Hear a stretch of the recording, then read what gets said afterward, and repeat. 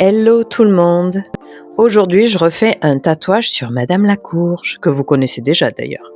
Donc, semaine dernière, j'ai préparé le stencil à la main parce que je n'ai pas d'imprimante thermique. Mon stencil est prêt, je le découpe et j'ai plus qu'à le préparer pour le mettre sur ma courge.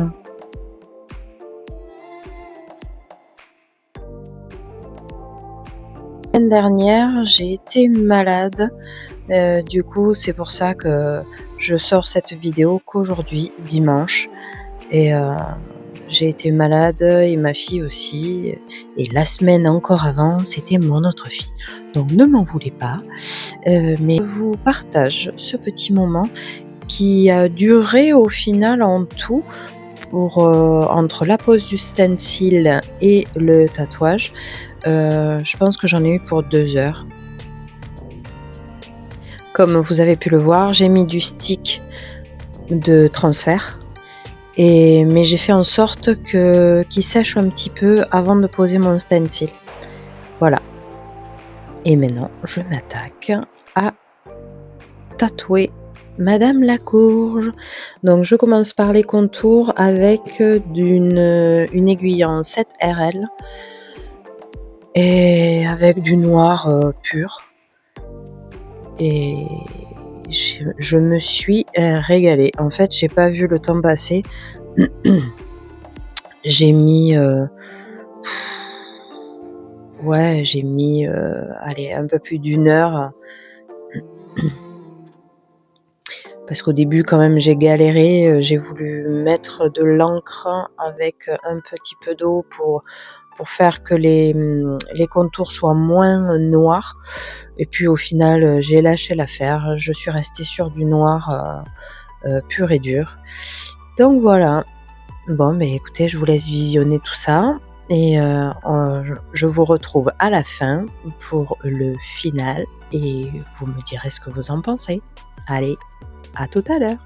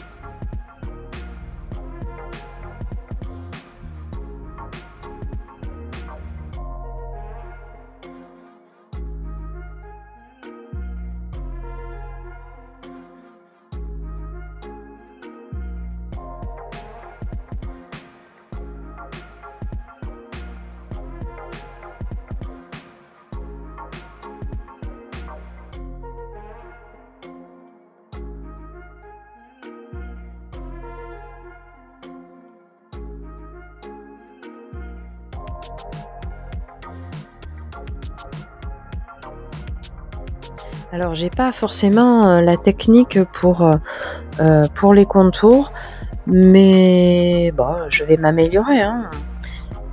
En tout cas, ça marche plutôt bien sur cette petite courge. Je vais retester sur la peau synthétique et je vous montrerai et je vous dirai mon ressenti, s'il était le même que sur le premier tatou que j'ai fait.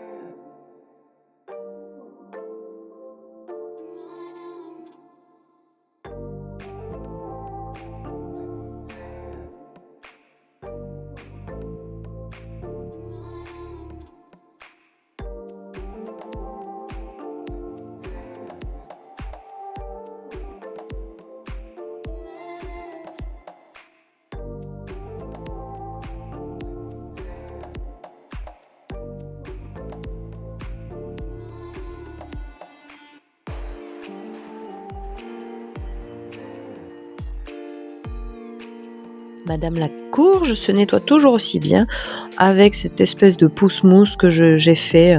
Il me restait un fond de gel douche, hem, chirurgical et du coup j'ai rempli complètement d'eau et voilà et ça marche super bien pour nettoyer madame et c'est plutôt, sympa quand on peut enlever ce bleu et le noir de l'encre bien évidemment, mais le bleu là, qui fait, complètement dégueu.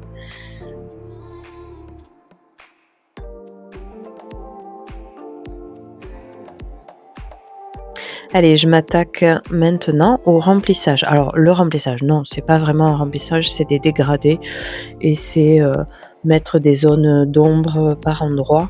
Je suis pas très, dégourdie, sur ce type de, quoi, c'est même pas sur ce type de matériau, c'est plutôt avec la machine, je suis pas encore très dégourdie parce que je me débrouille beaucoup mieux avec, un crayon à papier et une gomme qu'avec la machine. Une fois que c'est mis, hein, on peut pas effacer. Donc ouais, j'essaye de m'appliquer, mais des fois je fais des bêtises donc heu, que je ne peux pas rattraper là et je pense que sur une personne, heu, humaine, sur un humain, je pense que c'est difficile aussi de rattraper. Donc je m'entraîne, je m'applique et je sais pas si la technique est bonne. Toujours pareil, hein, j'ai un doute sur ma technique. Mais bon, si ça fonctionne ou à la fin, si le résultat est bon et que ça fonctionne aussi sur la peau humaine, je pense qu'il n'y aura pas de problème pour la suite. Bon, enfin, on verra. Petite précision, j'ai rajouté dans mon encre noire, un peu d'eau, quoi, la capsule, j'ai mis une goutte de noir et le reste d'eau pour, faire les ombrages. Donc c'est pour ça qu'ils sont un petit peu moins foncés par endroits que les contours, par exemple.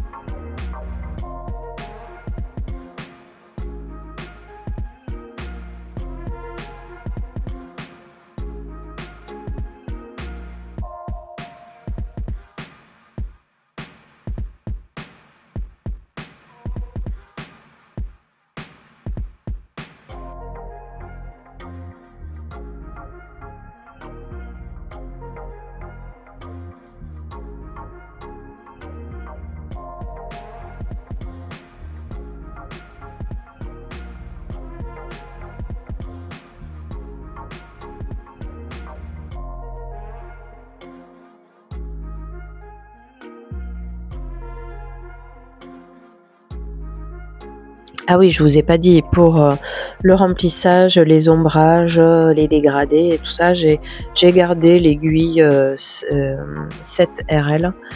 Heu, J'aime bien en fait, pour le moment, elle me convient.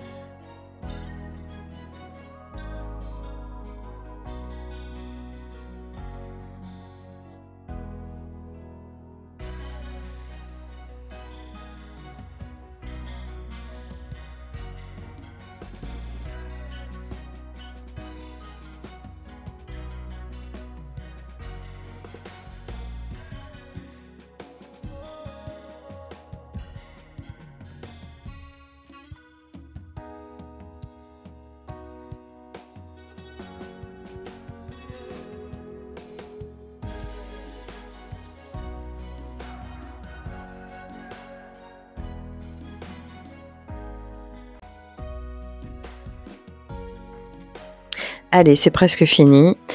J'envoie le bout enfin et voilà ce que ça donne. Et vous allez voir de l'autre côté, il y a toujours la carpe koi. Bon, madame la courge, elle a un peu mal vieilli sur la partie basse, mais c'est plutôt pas mal, vous trouvez pas? Allez, tchuss!